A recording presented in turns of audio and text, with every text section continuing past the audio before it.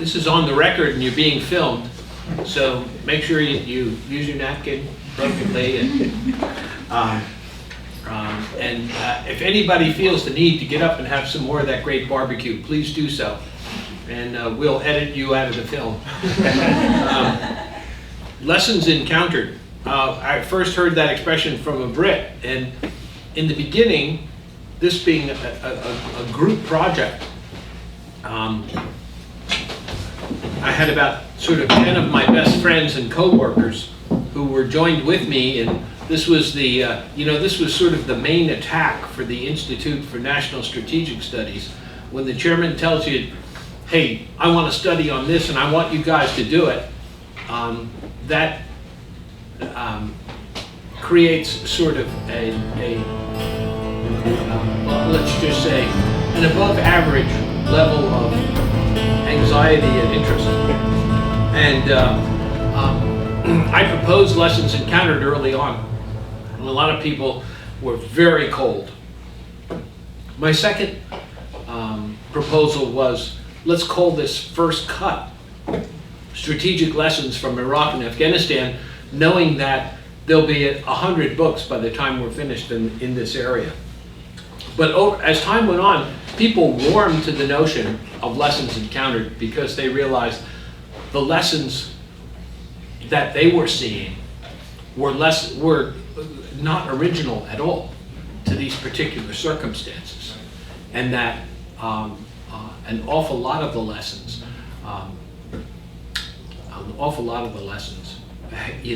had been encountered before, but not absorbed. And in the introduction, we went on at great length about what does it mean to sort of convert a lesson encountered to a lesson learned.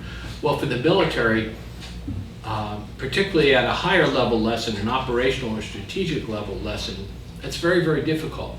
And it means that the notion has to be refined, and then it has to be put into the system of training and transmitted, year after year, regardless of what the circumstances are like. And the truth of the matter is, our training is very much up to date, which in the minds of many people means it's training for today and tomorrow. And so if the kinds of irregular conflicts that you ended up with in Iraq and Afghanistan are no longer on the plate, very, very quickly, the priorities shift to, hey, let's have a war game at the NTC about, fighting the Chinese or fighting people doing conventional warfare, or after the 2006 war, fighting hybrid conflicts. So, lessons encountered. Two key questions given by General Dempsey were, what are the costs and the benefits? Where are we on that scale right now? And then what are the strategic lessons? Someone asked him, well, General, what do you mean by strategic? And he said, Chairman of the Joint Chiefs and above. And we couldn't literally stick to that particular way of doing things. But to tell you the truth, it really sort of raised our focus to a very high level. We spent a lot of time here talking about national level decision making. And a couple of really combat hardened veterans, including the president of the NDU, when they first read the manuscript, basically said, there aren't any battles in this book. I was in Anbar for 2 years. I got the Purple Heart. There's, that's barely, none of that is barely mentioned. And that is absolutely true. And some people will say this is this book may be too Washington-centric, but some people say too hard on the military. Some people say, hey, too hard on the civilians. So maybe we're just right. Our audience was supposed to be the senior most officers, of which there are like 20 in the whole world, and we said, well, that's not enough. It has to be their staffs, and it has to be the people who are being trained and educated to be on their staffs, and thousands of people. But because of the strategic focus, This is a book that anybody who's in the business of working at the Department of Defense or in the NSC would be good to do. Okay, learning from history is learning by analogy. That makes strategic lessons very difficult. If you touch a stove and you burn your hand, you've learned a lesson maybe for a lifetime. You might not ever do that again. Strategic lessons are subject to all sorts of interpretations, and again, they can only be applied righteously in a situation where there is an analogous set of circumstances, and that's the art. And there's absolutely no safety here in reading one book or learning all about one war. You have to have a much broader base. Okay, chapter outline. These are what the chapters are. I wrote chapter 1 in the introduction. Chapter 2 on the surge, which is essentially the surges, the famous Frank Hoffman and the hybrid warfare of Frank Hoffman and Alex Crother, less famous but just as smart. Chapter 3, national level coordination implementation, Chris Lamb. Chris is a great scholar, very much of a scientist. I'm kind of a poet warrior, and so we disagreed. Actually, we had a presentation over at the National War College trying to, I pitched chapter 1 and he pitched chapter 3, and the students noticed right away, hey, you guys don't agree on a lot of the basics. Yeah, that's true. Chris was a fun guy to try and be his editor. Every time we told him to cut it back, he made it bigger. His chapter is over 100 pages in the book. Chapter 4, raising and mentoring security forces. A lot of people said, oh man, why did you do that? That's not really a strategic subject. Actually, it is. Raising and mentoring security forces was the exit strategy for both Iraq and Afghanistan. And how well did we get that job done? A great subject for discussion. And then legal issues. Two great lawyers, Nick Rostow and Harvey Rishikoff, talked about that. The final is the reflections on lessons encountered, which is sort of a restatement and an expansion of the basic lessons. The basic lessons are laid out at the back end of the introduction. If you want to do what someone said was, if you want to do the general officer read, just read the back half of the introduction, because that will tell you, it will cut to the chase, so to speak. Remember, you're on the record here. Okay. And then finally, human and financial costs. That was a great surprise. One of my young people who now is doing threat finance over at the Treasury Department, one of my young people said, I said, this should be like a few words and maybe 4 or 5 different charts. And she said, no, let me get back to you in a month. And a month later, I got this most impressive document, and it's worth looking into. There are numbers in there you haven't seen before. I'll let you find them. Okay, the spirit of our inquiry was, as Lincoln said, by the way, Lincoln said this off the cuff, and it's a beautiful sentiment for people who are in the lessons encountered business. And he said, let us study the incidents in this war as a philosophy to learn wisdom from, and none of them as wrongs to be avenged. And we took this as our spirit, and that this was not, although there is certainly room in the world for books that are ad hominem, and many have been written. And I'll tell you, the more ad hominem they are, the less likely you are to have to give them away to audiences drawn in by free lunch. Okay, and these are the major areas where we found lessons encountered, and I show you this only, and I'm going to go through this with incredible speed. National level decision making, unit of effort and command, intelligence, character of the contemporary conflict and security force assistance. we spent a lot of time in chapter 1, 2, 3, and 6 talking about national level decision making. We in particular centered in on the invasion of Iraq, the surge in Iraq, and the Afghan surge. And these were great cases for civil-military interaction. Astounding cases. The invasion of Iraq, a very interesting case where the plan was very much influenced by a Secretary of Defense who said, I am the supervisor for the combatant commanders, and therefore I am going to work the war plan from the blank sheet of paper stage to the execution stage and beyond. Very unusual circumstance. And of course, you can't rule that out happening in the future again. But it caused a lot of problems in the early execution of the plan because the Secretary did in fact have his own ideas. Now, the Secretary and General Franks would be the first to say, this plan was the CENTCOM plan. And true, but it was the CENTCOM plan that was subject to this incredible Socratic dialogue between the combatant commander and the Secretary of Defense. One of the first times in history. And I saw a few wars planned in the Pentagon.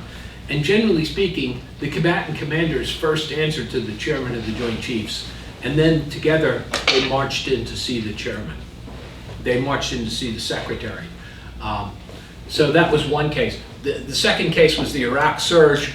The Iraq surge was certainly an operational success and a daring decision on the part of President Bush, especially since in order to make that decision, he in effect overruled every four-star general in the chain of command. And then very expertly brought them back on board and made them his partners in carrying out the surge, which ultimately, for a short period of time, reduced violence in Iraq by 90%. But again, looking at this from the standpoint of military decision makers, the operation was a success, but how should you feel if you're a general or the Secretary of Defense to witness an event where the president creates an opportunity to do something tremendous over the objection of all the military advice that he's getting from active duty military. Okay, and then finally the Afghan surge, and you all doubtless have read the great book on this by Bob Woodward, and where he documents in great detail what happened there. And a favorite article of mine is Peter Fever's, The Right to Be Right, where he talks about civil-military relations and how the Iraq surge decision was made. There's no such argument about the Afghan surge, and in some ways it was a rather strange decision. It was a surge, but it was a surge for a short period of time. And we're still sort of on the back end of that now, with recently the president having changed his mind and leaving 9,800 troops there now, as opposed to drawing them down very, very quickly in the last year of his presidency. All right. Unity of effort and command, intelligence. Let me just flip through these slides and you can read them. There are copies of slides all around there. There should be copies for everybody. There may be some extra ones there for the folks that came in. And I know it's awfully difficult, even in a beautiful wood paneled conference room like this, that I would give my arm for, but it's difficult always to see as well from any particular seat. So, all right, national level decision makers.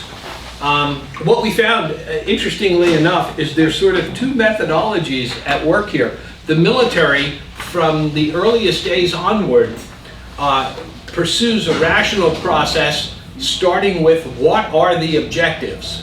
and then working through courses of action, advantages and disadvantages of the course of action. Then you pick the one that services the objectives the most, and then you develop the plan based on that kind of decision making. What we found by looking at what goes on in the interagency, particularly in the highest levels of the Deputies Committee and the President's Committee, is that really doesn't happen. Civilian decision makers often start with what are the options and work backwards towards what should the objectives be. And it's very, very frustrating because military people are asked, well, what options do you have for me? And the military people immediately respond, well, it depends on what your objectives are. So there's kind of a dialogue of the death that goes on here. And there have been a few things written about it. General Dempsey, by the way, sat down for a 2-hour interview with us for this book. And that interview is published in Joint Force Quarterly number 78. And it's a terrific interview. And I think General Dempsey, I hope, well, he's down there at Duke University, I hope he writes out his incredibly complex thoughts on how the military plays in interagency decision-making at the National Security Council. Okay, second bullet there. The senior officers need to study a number of different cases, and you'll find harmonious cases like in the first Gulf War, where the military and the civilians are working together. The military, both the President and the Secretary of Defense, give huge latitude to the military. That's one way of doing this. Another way of doing it is the Secretary Rumsfeld way of, working with the military from the blank sheet of paper on up. In all of this, of course, we agree with Elliot Cohen that civil-military relations are an unequal dialogue. Nothing that Mr. Rumsfeld did was wrong. The question is, was it effective? Were good decisions made? Was this a good way to influence planning? I would argue it probably was not. And a number of decisions that would have flowed almost automatically were interrupted by the secretary, who was impatient with a great lust for detail on everything. And pity the poor staff officer coming to get some movement orders signed for 7 truck battalions who didn't know the answer to the question, well, why wouldn't 5 truck battalions be enough? How about 4? And the answer to a lot of those questions are, well, the doctrine calls for this, the plans reflect the doctrine, and etc. And unfortunately, Secretary Rumsfeld was not having any of that on many occasions. Okay, your third one here basically is a criticism of senior military officers. There were some great generals involved in this, but we also found that a lot of our generals, were in all of those categories at the back end of that last sentence, that they were lacking, and that there were sort of holes in their understanding of how things work. Now, this may be an unsolvable problem. It may always be the case that the military is going to be strong and strongest on the logistical, the tactical, the operational, and that the policy and strategy is going to be dominated by civilians. But falling back on Clausewitz here, the general who sits in effect as the senior commander or the leading voice of the military needs to be able to understand the big picture, even if only giving military recommendations. In some cases, this wasn't quite as well done. We also found a lot of problems, both military and civilians, I'll talk about this in a second, of sort of uniting the political aim and the military objective. And you remember from your study of Clausewitz that he says, you know, when you're in a grand war, the political aim and the military objective are sometimes identical. But in a limited war, particularly a small limited war, there's a great gap between the political aim and the military objectives. And sort of bridging that gap is incredibly important for senior military officers and also for senior civilians. Okay. General Dempsey on the top bullet there, emphasizing trust relationships. And we had some great input here also from General McChrystal. General McChrystal said, the US government spends millions of dollars every year making every rifle squad into a wonderful team. But the most important teams that we have for national security, the Deputies Committee and the Principals Committee, they come in and they meet as strangers and they leave as strangers. And he suggested, half kidding, that they needed some team building exercises, like drinking beer together. Or he said, maybe they should go out and go whitewater rafting. But think about it. The Deputies Committee and the Principals Committee as a team. What kind of team building exercises would you do in that environment which is sort of so dominated by differing perspectives in bureaucratic politics? Okay. We already talked about the linkage between political and military objectives. Post-conflict planning, particularly for Iraq, was inadequate. Of course, Afghanistan, there were problems there too, but it was a come-as-you-are war. And we had in Iraq, and we go over it in excruciating details in chapters 1 and 3. We had best case planning for a very difficult case. And I think, and this is not in the book because my colleagues wouldn't let me put it in, but I think somewhere down the road, someone, it might be happening right now, is going to take Irving Janis's Groupthink off the shelf and then get all of the books like this one that talk about Iraq and Afghanistan and is going to write their definitive dissertation on decision-making for Iraq as an example of groupthink. It's very, very close. And there are many, as we saw at the end, many mysteries. But we saw people relentlessly, after they've decided what to do, work not to continue education on their own part, not to spread information widely, not to reconsider assumptions, but to protect the plan. And if some mook over at the Treasury says the occupation of Iraq is going to take a few $1 billion, hey, we got to get rid of that guy. That's not what we want to know. And if the Chief of Staff of the Army says you're going to need a few 100,000 people to occupy Iraq because we learned that lesson in a number of different wars, and most recently in Bosnia where I was the commander, you got to shun that guy because he's in fact become an enemy of the plan. And this is, Janis had this, I think, perfectly. Okay. All right. Policy and strategy are highly sensitive to budget, election, and news cycles. Military people sometimes lose sight of this. And military people tried to deal with the Obama administration the way they were dealing with the Bush administration that had been in power for 8 years. And there was a lot of misunderstanding and a lot of slips between the cup and the lip, particularly in the Iraq surge. And everybody walked away feeling burnt, disappointed by the results. Not necessary. Okay, unity of effort, very difficult to bring everyone in the US government together. Most of the people in the most of the agencies and departments of the US government don't have the kind of slack that the Department of Defense has. They just don't have it.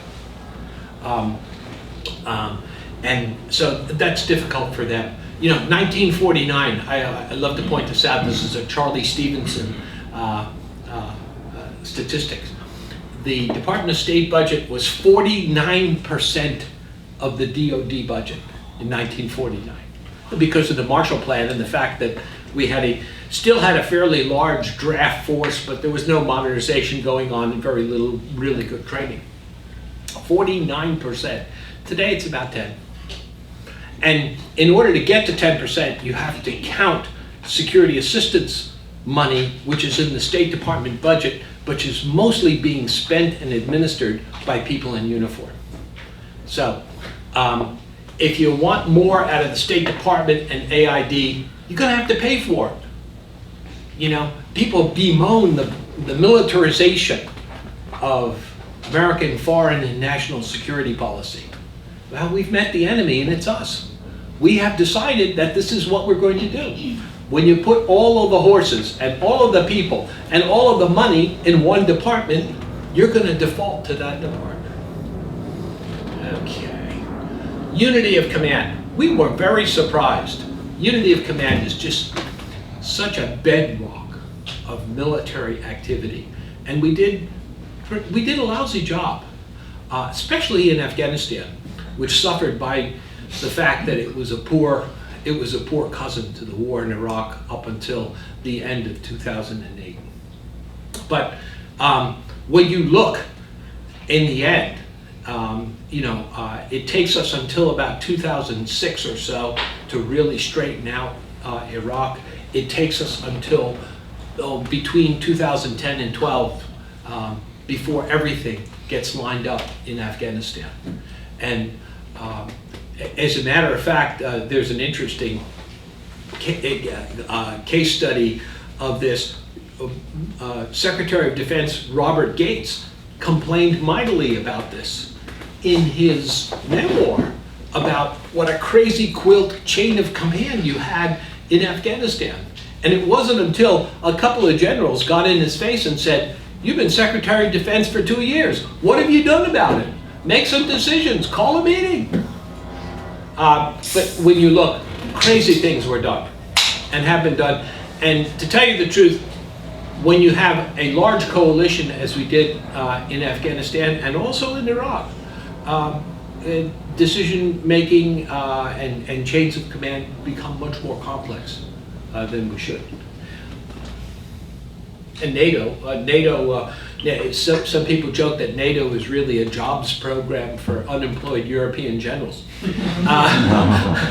But there are, once you start getting dozens of countries involved, and every country coming in saying, "We're proud to be your ally, we're in with you in this particular operation, but here's how we define it, and here are our caveats," that gets a little complicated.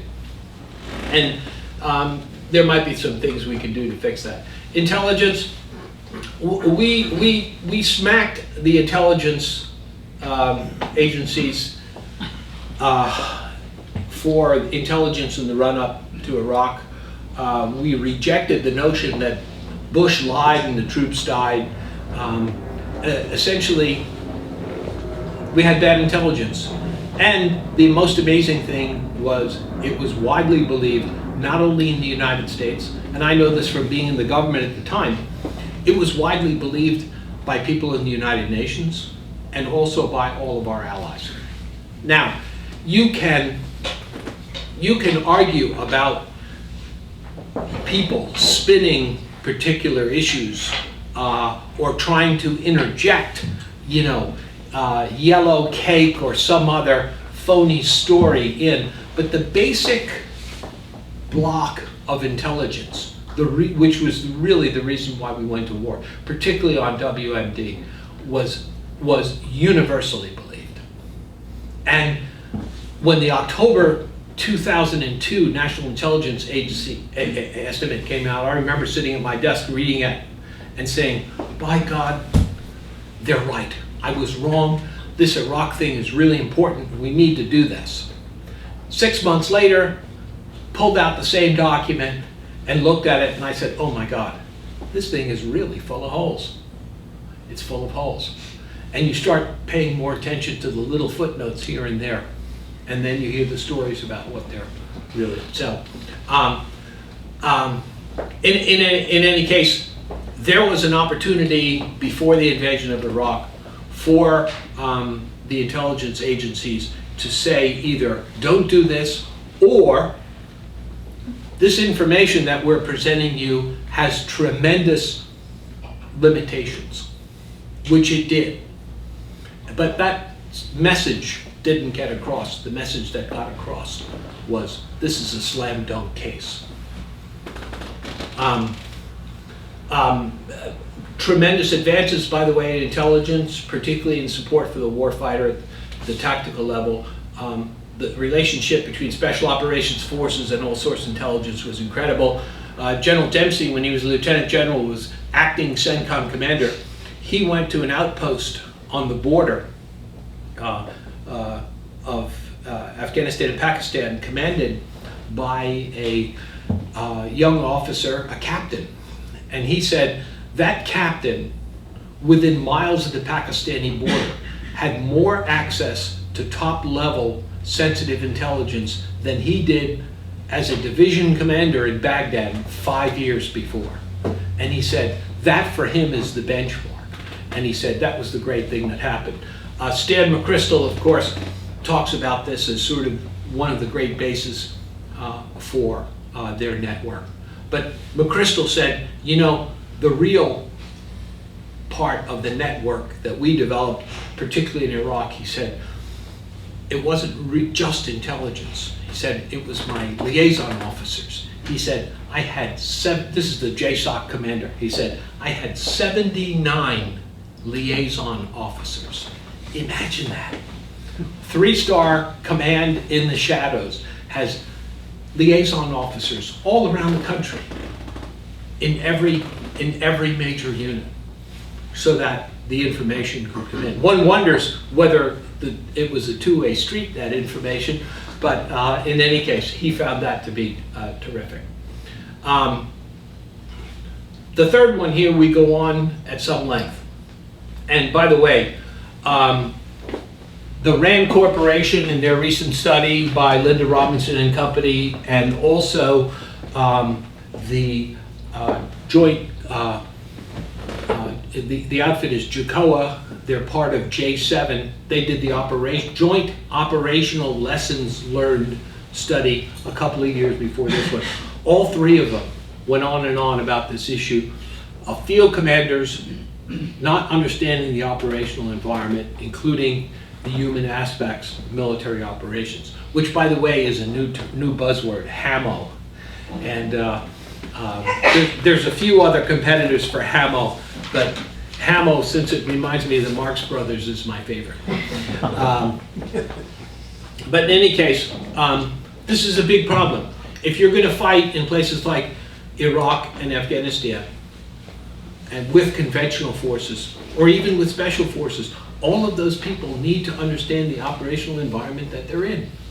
And we didn't have that here, and that was a problem.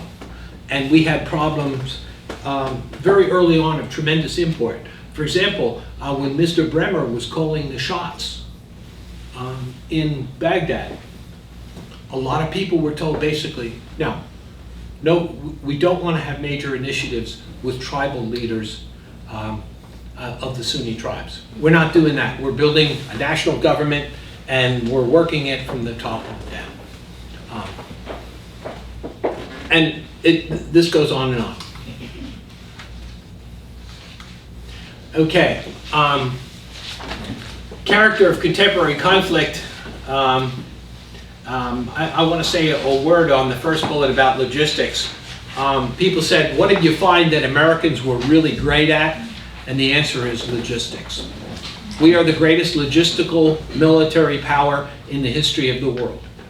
We can put a large-scale expeditionary force anywhere and keep it supplied by air and sea. Even when the Pakistanis, for almost a year, cut our supply lines, where 85% of our materials were traveling from Karachi into Afghanistan, up through Pakistan and into Afghanistan. Even when they cut that supply line for the better part of a year, there wasn't a Burger King in Afghanistan that lacked for pickles or buns. Somehow our logistical magicians rewired the lines of communication. And when you look at what was called euphemistically the Northern Route, coming through the Balkans, Eastern Europe, and Russia, when you look at the whole thing laid out, it looks like somebody dumped a bowl of spaghetti on the map. It's incredibly complex. Tactics, we do great. Operations, we're pretty good. Strategy, less so. And again, the higher the strategy, the more complex it gets, because then that becomes a civil military enterprise. All right, and again, insensitive to the needs of the post-conflict environment, and initially not prepared well for insurgency, but that was fixed. Again, after it takes a long period of time, we start fighting in the fall of 2001, and our new revised up-gun doctrine comes by with great fanfare in 2006. And of course we learned that the doctrine is not perfect, that requires a lot of resources, that it needs to be restated, but still in all, I think it was a great initiative at the time. All right, second one here, I had a year-long fight with a number of people on this, and I have to say, I think we may have pablumized a bit the statement there. But great power should not be a third party in a large-scale counterinsurgency effort if it can avoid it. And that's the big if. Afghanistan and Iraq didn't start out as counterinsurgencies. They became counterinsurgencies. They became large-scale counterinsurgencies. We found two exceptions to this, and interestingly enough, one was the British in Malaya, which goes from the late 40s to the early 60s, and then the United States in the Philippines, which was 1890 to 1902. And in both of those cases, the foreign expeditionary force, such as it was actually an agent of the government. You know, the British were the de facto government in Malaya, and the Americans were the de facto government in the Philippine Islands, 1899, 1902. So that's one factor creating the exception. And the second one being sanctuary. Neither the insurrectos in the Philippines nor the Malay guerrillas had significant sanctuary or significant international help to fight, in the first case, the United States, and the second, Great Britain. A lot of people there want to essentially say yes, but look at all those cases where some nefarious power went in and made a desert and called it peace. We can't do that.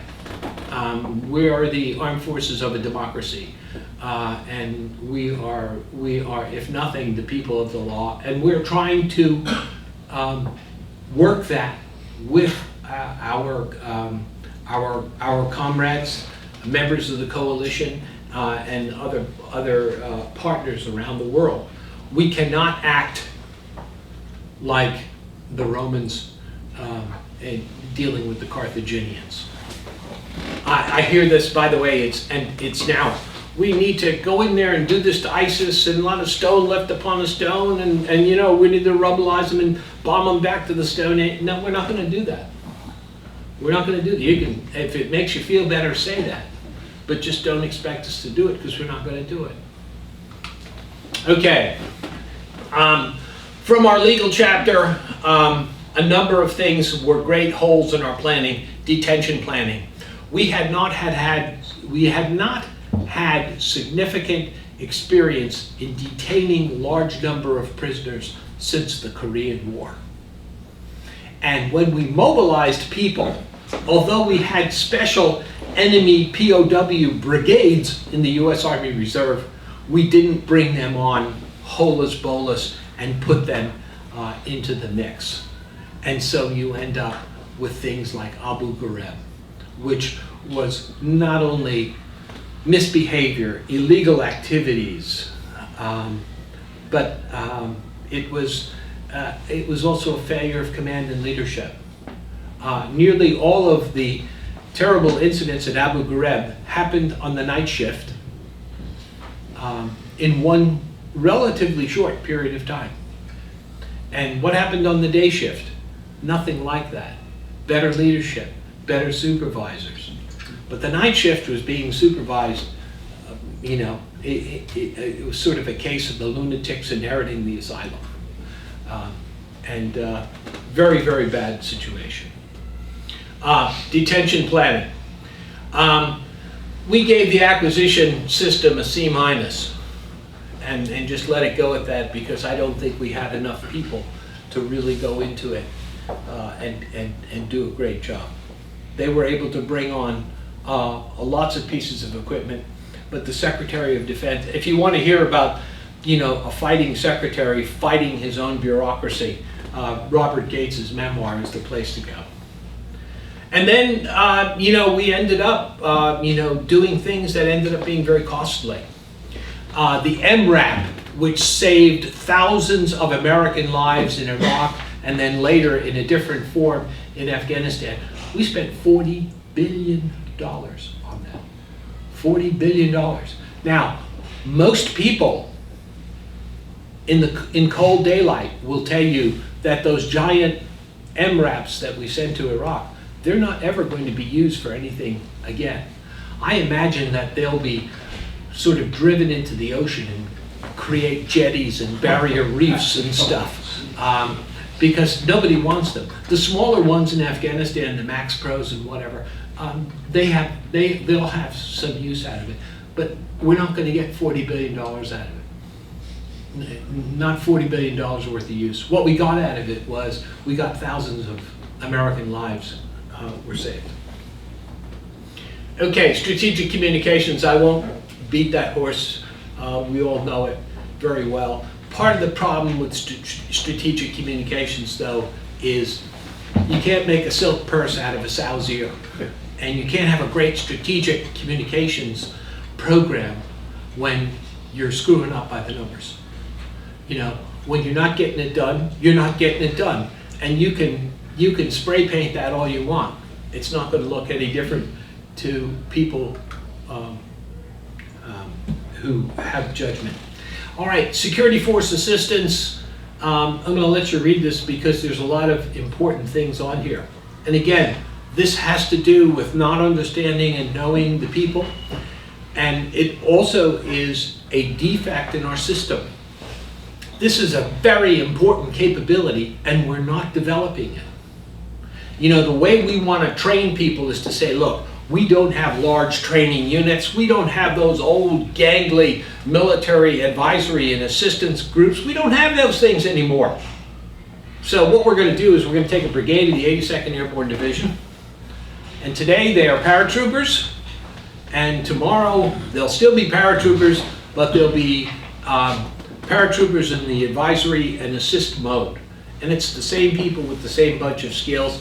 And then, we're going to give them some capabilities, and we're going to give them a lot of interpreters, and they're going to go over there and they're going to teach people what they learned at Fort Jackson and Fort Benning. And that's not necessarily what needs to be done. Now, you say, well, the answer is regionally qualified special forces. You know what? People would say, the answer is special operations forces. No. Most of them are as culturally and linguistically incompetent as the average group of conventional forces. The only people that have a claim on that are Army Special Forces.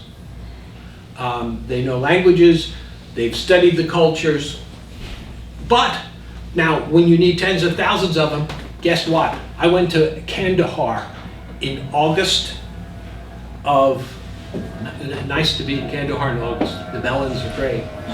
A little hot, but by the time August of 2002, that's like we're 6 months, 7 months into the war, the Special Forces unit in that area was from the National Guard, and they were all Spanish speakers.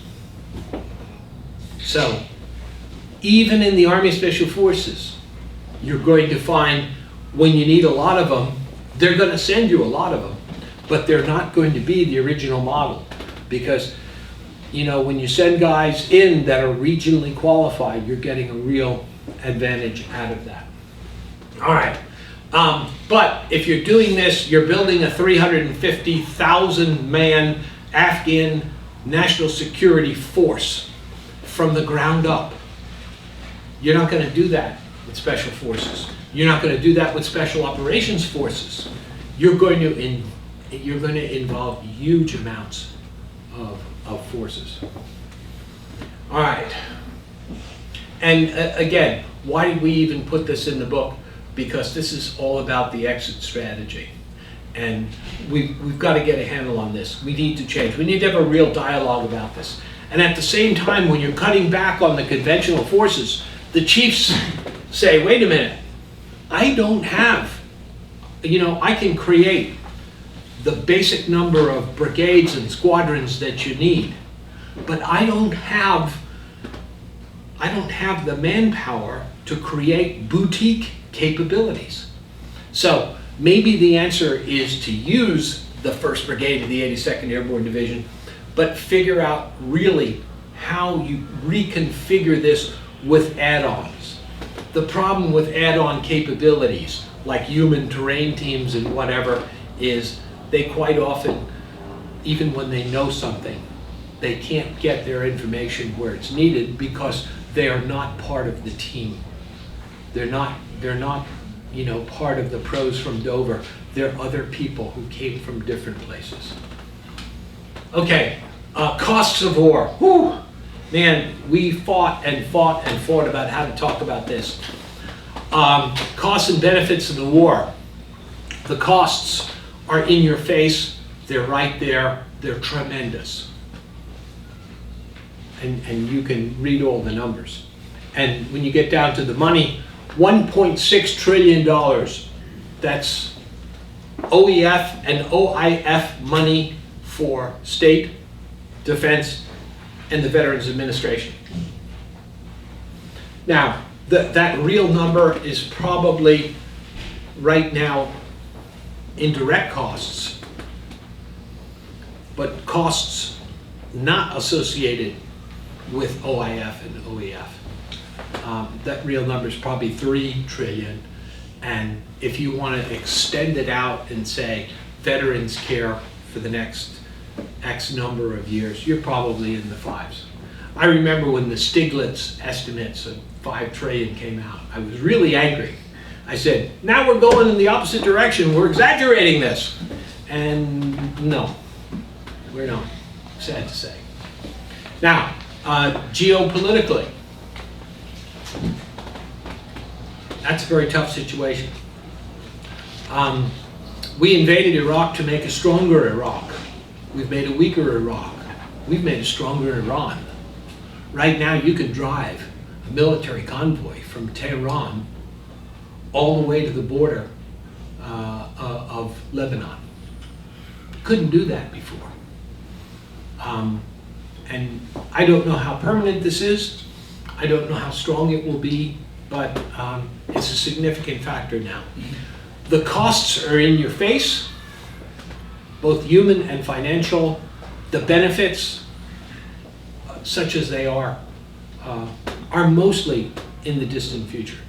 A couple of friends of mine who were followers of Saddam and his sons and all of their perfidy over the many years basically they want to bang the gong and say Saddam Hussein is dead and he was one of the worst in history. To which I say, now what do you got for me? You know, Libya? Oh yeah, Libya. We delivered them from oppression into chaos. Thank you very much, United States and NATO. I don't know. NATO, Libya still has a chance. Knock on wood.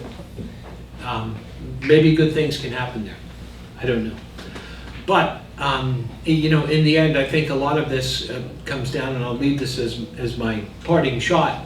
A lot of this ends up being about decent, effective governance, not democracy. Decent, effective governance of one sort or another. And if you don't have that, then, you know, you're just in the pause where people are reloading. you haven't solved anything. We thought the Iraq War ended in 2011. What a quaint notion. And the truth of the matter was, Iraq and Afghanistan provide sort of a contrast. The Iraq surge was much more successful than the Afghan surge. But at the end of the Afghan surge, we got a much more decent functioning government, as bad as it is.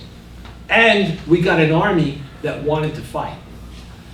And at the end of the surge in Iraq, and then as we left, Maliki became stronger and stronger, and all of the hand-picked, positive, wonderful Iraqi generals, many of whom live here in Washington now, that we had commanding the Iraqi army from 2011 to 2014, they were ousted in favor of cronies and acolytes of the government. So, you know, the bottom line is, it's not over until there is decent, effective governance. And for all you people who want to be war planners or national security experts in the future, I am proposing that we have this tattooed on your eyeball. And again, this was written in 1930, but it really does seem almost as if Churchill was looking into the future, into this long war period, you know, antiquated war offices, weak, incompetent, or arrogant commanders, untrustworthy allies, hostile neutrals, malignant fortune, ugly surprises, and awful miscalculations. And I'm going to stop on that cheery note. And We take your have question. time for questions. You want to sit down, Joe? Or you wanna... Good, I'll sit. All right. First question. Based on the lessons you've laid out here and your personal experiences, what would you suggest that the U.S. do differently in its approach to countering ISIS?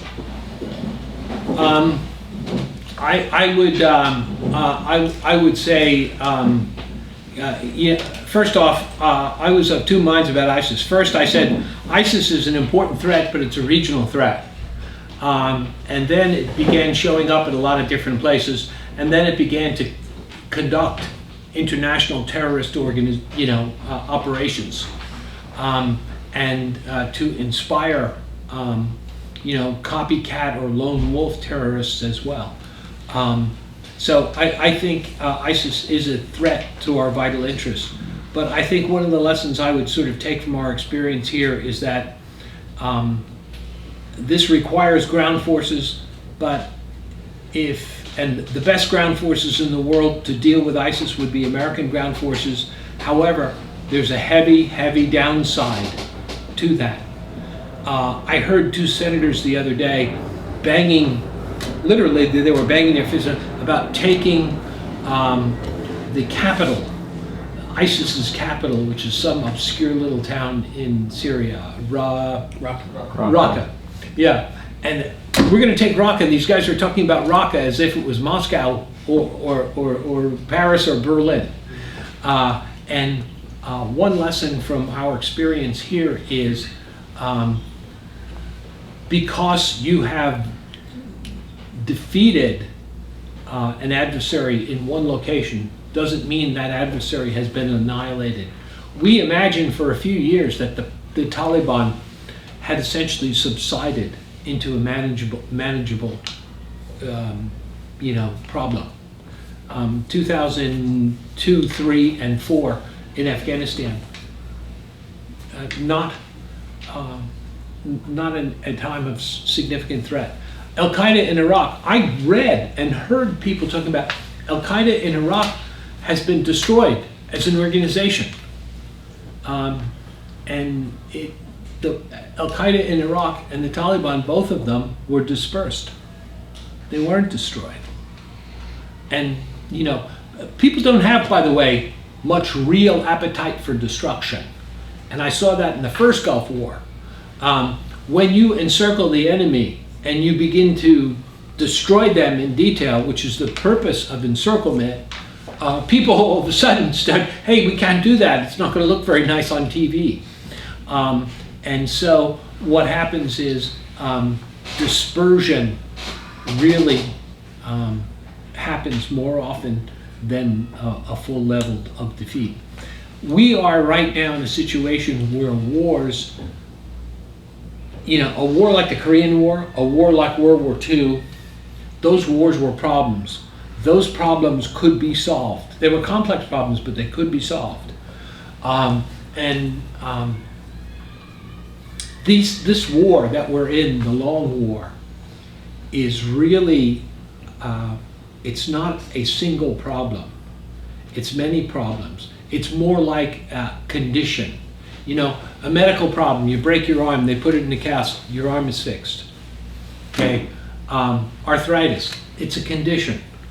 You can manage it, you can deal with it, you can take therapies, you can address it, but you're going to have this for the rest of your life. And my great fear right now is that we're halfway into the 30 Years' War. And a lot of my Army friends are really, I got up one time and H.R. McMaster got so mad at me he had to leave the room. I could have taken him, but he's a feisty old rugby player. I probably couldn't. But in any case, the problem was he wanted us to say, here's how you come up with a plan and you defeat the enemy and you win the war. And I just don't know how you do that. And we had AQ and then we had ISIS, and after ISIS we're going to have something else. And it may be 5 or 6 different things.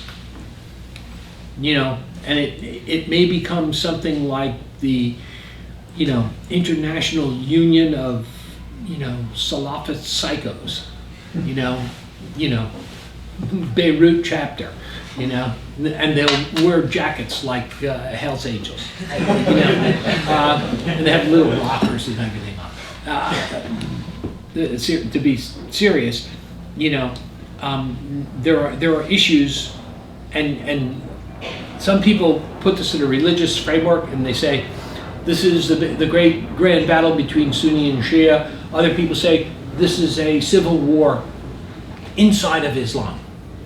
And it's between the Salafists and the radicals and everybody else. But barring the solution to that, I think this continues. And we should take our time, but we need to be decisive with ISIS. This business of so many planes taking off loaded with ordnance and then coming back because they couldn't find targets. That's no way to run a railroad. You want to see an air war, read up on Kosovo. 400 sorties a day. That's the Kosovo standard. When I see us doing 400 sorties a day against ISIS, I'm going to say, yeah, this is up and running. These guys are really getting it. And personally, at that point, the critical thing is targeting. And how do you get the targeting? You're going to have to put Special Operations Forces and Air Force JTACs with troops in the front line. At what level? I don't know. Maybe it's brigade, maybe it's battalion. Maybe it's more selective than that. But you need to do it. And the biggest success we've had in Iraq is the Kurds in Srinjar, cutting the supply line to Mosul. It was a wonderful operation, conducted very decisively. But again, there were people down there helping the Kurds with those airstrikes. It was pretty clear. Now, maybe this is not a job for the military. I personally think it is. The vaunted paramilitary capabilities of the CIA, they're just not that big. They're just not that big. And maybe they should be running the show. I don't know. I hear now there's a big argument as to who's going to be the next CENTCOM commander, and it may be the SOCOM commander. That may make sense if these are becoming special operations dominated wars. But again, there's very few of these people, can't mass produce them, and they need an awful lot of support. You know, I heard we're going to send 100, SF guys. My thinking is somewhere there has to be 10 people doing various and sundry things, supporting each and every one of them. Helicopter, medevac, logistics, fuel, transport, all of the stuff that a big army needs, a big concentration of special operations forces is going to need. And so, people, for a while there, people thought tooth to tail ratio was a really important thing. This is going to be a small number of very sharp teeth and a huge tail, relatively speaking. But I think that's what's going to happen. People talk about, just to wrap up this long answer to your important question, people talk about a Sunni ground force. I think that would be ideal. I wouldn't hold my breath waiting for it. And I don't expect it to happen within a year. Part of the problem is the other war, the Sunni-Shia war. And when you have Iran, with Assad allegedly fighting ISIS, a lot of the Sunni powers are going to say, wait a minute, who's who? The invasion of Iraq looks like child's play compared to this problem. I mean, it's a war in which there are 5 or 6 different combatants, each with their own set of objectives. I mean, even sort of making some kind of chart that had them all listed would be, a fascinating project. Sir. So, question kind of on the lessons encountered and turning them into institutional law or something that we practice in the future. After Vietnam, we had a lot of discussions, I think, in the after-action review that there needed to be an advisory court. Stood it up, and it stayed for like 5 years, and we decided it wasn't as important anymore, given our other priorities. Do you think that there is a way to institutionalize some sort of force within the military, maybe a core or a functional area that would capture some of the counterinsurgency? I think there definitely has to be. I am in favor, not necessarily of, some kind of huge standing additional node on the permanent bureaucracy, but I think, for the longest time in the Cold War, joint military assistance groups made sense. And who were they filled with? Not really Green Berets for the most part. They were conventional officers who were sent overseas, and some of them had language training and some of them didn't. And, there was a time, and by the way, in Vietnam we did this better. You want to be an advisor in the late 60s or early 70s, you had to do a year's worth of things before you could go to Vietnam to be an advisor to the South Vietnamese. One of which was a 6 or 7 month language course, which could, that could have been very, very helpful. How many people who advised the Iraqis were told, oh, you can't go until you get your 6 or 7 month thing. So, there's a lot to be studied from the past here, where we can learn, even from the tired old days of the Cold War, about how things were done. But right now, the sense among the chiefs, particularly in the Marines and the Army, is that their sense is that they don't have enough to man their combat units, and they don't want to create boutique capabilities. And so maybe there's an in-between way where you can take a tactical unit and sort of create bolt-on capabilities. You should read the 1963 Doctrine for U.S. Army Forces and Counterinsurgency, which established the Special Action Force, which was built around a Special Forces group but had conventional forces assigned to it. And the 8th SAF in Panama, the 1st SAF Asia in Okinawa, were 2 good examples of that. And of course, they worked for the military advisory and assistance groups, the MAGs that we used to have. And there is a good model for that. Yeah, and great models out there in the past. for all of these things. And frankly, when I heard that they were thinking about making the head of Special Operations Command the central command commander, by the way, they're on the same post, within a few hundred yards of each Yeah, other. but they have to switch houses, right? They have to, well, maybe they can switch the signs on the houses. Not in our bureaucracy. It's true. It's funny. Over at Fort McNair, these two generals lived right next door to each other, but one of them was Vice Chief of Staff of the Army, and the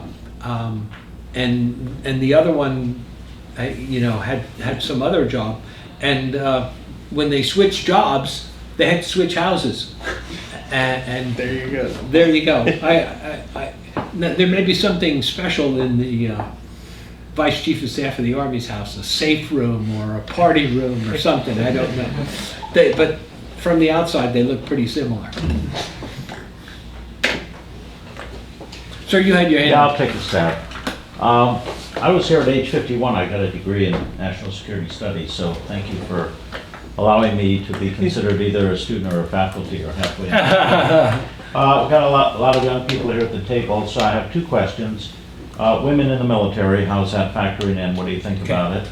And the fighting or the combat role. And the second is, in terms of American spirit and democracy, foundationally in this very complex world, staying intact. I don't want to reference really current headlines too much.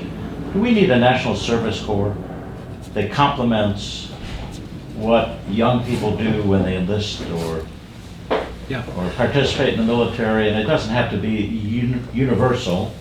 I don't know who at this table might say, count me in. I'll be in the Peace Corps. I'll teach in a urban area. I'll do rural farm work or whatever.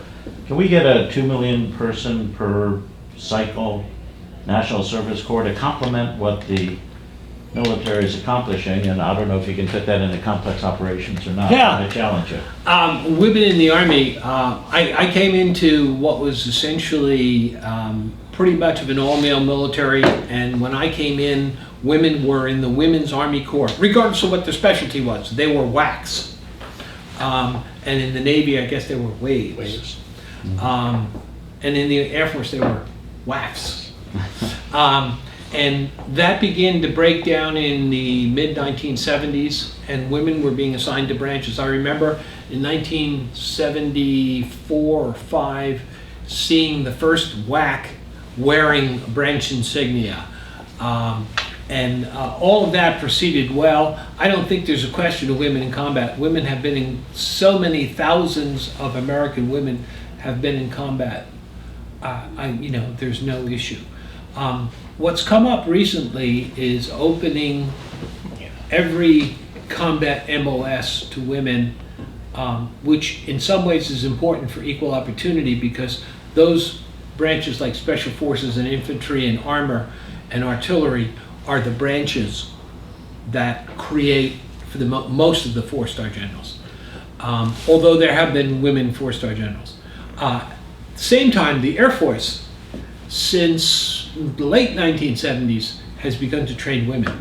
The first of those women, by the way, the Air Force has, in National War College, they have a corridor, and they have all these pictures of the Air Force history in 150 photographs. And one of them was the first Air Force woman to undergo fighter pilot training. And this week she was selected for Brigadier General, having commanded a squadron and a wing and combat and the whole bit. So the Air Force has been almost on its own glide path and has the most women and the most integration. There hasn't been, I don't think there's been, there may be some barriers in Air Force Special Ops community. Yeah, they have, yeah. But that was the only community that was not. This is going to be very, very interesting. There is no doubt in my mind. First off, by the way, if I was Special Forces, particularly at the higher end of the Special Forces, the guys that do stuff like Delta Force and whatever, I would insist on having women. Because there's nothing more unusual in a lot of places than seeing 12 burly, CrossFit trained, crew-cutted military guys hanging around together. Having women, I think, is an essential element of camouflage for those units. For the infantry and special forces and armor and artillery, I'm just amazed that we haven't integrated those forces before. And I think we should have. And had we done that, we might have had an argument about infantry and special forces. But now the whole ball of wax is there, so we're engaged in a great experiment. And I personally, I am of the opinion, since I was a man who shouldn't have been in the infantry, I am personally of the opinion that women are not going to have great success in this particular field. And there's no doubt in my mind that some will qualify, some will go to Ranger, some already have gone to Ranger School and Airborne School and all that, and they'll be great. But at what point in mass organizations where you're deploying, you know, you and 1,000 of your friends, does it make sense to have, you know, 4 women in the organization? I don't know if that's going to work, but it's going to happen. In general, the women in the military thing has exceeded, I think, all expectations. Now, there are women soldiers who are problematical, and some sort of play the woman card, but there are men soldiers who are problematical, who are playing their own set of cards. And those are just bad soldiers, and you find them and you retrain them or you get rid of them. I think it's been a great success. And I'm enraged every time I hear, you know, this is an issue about women in combat. Thousands, tens of thousands of women have been in combat. And if you doubt it, come to the National War College, and the class of a few hundred comes trotting out there, and your average woman in the Army, in the Marine Corps, and the Air Force has as many decorations and overseas stripes or indicators as the average man. So there's been a great leveling that's happened over my lifetime. And I hope that it continues, but I hope that we're smart enough down the way, if we find something that doesn't really work, and I think women in the infantry could be that something, that we just drop back and say, you know, all you women tough enough to make it in the infantry, sorry, there's not enough of you to have an appropriate density, we're putting you all in the special forces. Or any other branch, you know, you'd like to opt into, or maybe armor, or armored cavalry. I had a long dispute with one guy at once, and I said, much easier on a woman in the mechanized or motorized infantry than in the light infantry or Ranger Special Forces. Smarter people said, hey, you can't do that. So I don't know. And unless it's national service, I'd love to have national service. I just love the idea. It's a wonderful idea. But in American history, when we've had national service, and it's only been a military service, it's because there was a tremendous need. Like, you know, a few months before, we had a draft going in the run-up to World War II, and within a few months of the beginning of World War II, it almost was voted out. It made it by 1 or 2 votes to continue the draft, because Americans don't like the draft. On the military side of things, you could absorb very few of the cohort. Right now, we're taking, why?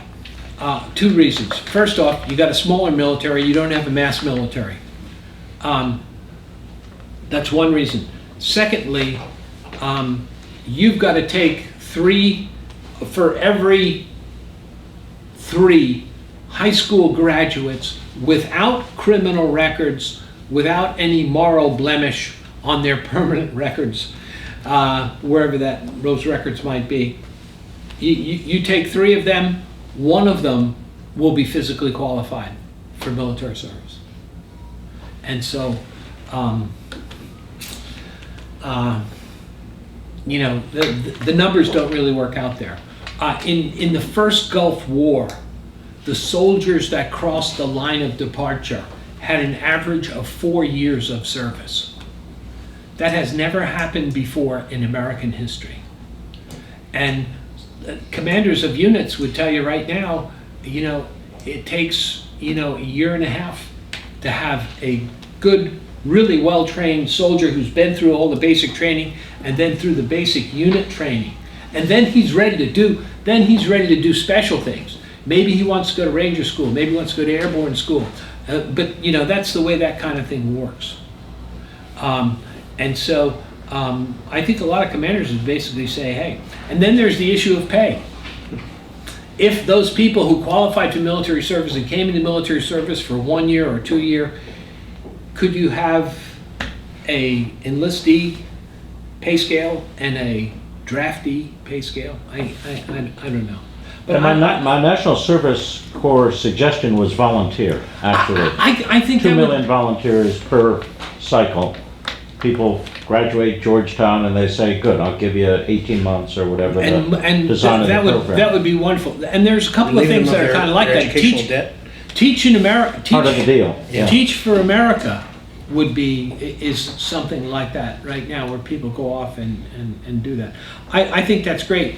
But I'll tell you what, most of that 2 million, in that 2 million cohort, they're going into civilian occupations, which is not a bad thing, because there's a lot of service to be done there. I mean, you know, even if you're helping out the local police, working in hospitals, and there's lots of things that people could do. But like the idea, I just don't know how much traction it has. And even a lot of people who say, yeah, this would be a wonderful thing for America, they're not eager for their kids to do it. And that's, When you're 18, you're a free agent, yeah, so to make up your own mind. yeah. Follow up on NGOs in Afghanistan. How do you, or Iraq, I don't know much about it, but how many have been present in a place like Afghanistan from, let's say, the beginning of 2002 up to the We had current time, and how does this we had complexity of coordination We had a operate? fascinating, first off, there's a lot of NGOs who've been in Afghanistan for 30 years, and they never came home, and they never left, and when the Taliban was in charge, they dealt with the Taliban. I met a bunch of these people who, frankly, I just didn't know much about in the Kandahar region in 2002. And they were very had a lot of anxiety about having military in the so-called humanitarian space. And they wanted to say, hey, we're neutral. And I said, well, listen, you have a UN-recognized government of Afghanistan. The Taliban is essentially an international outlaw group that, even when it was in power, was only recognized by 3 countries. How can you be neutral? You know? And they say, well, that's how we exist out here. You know,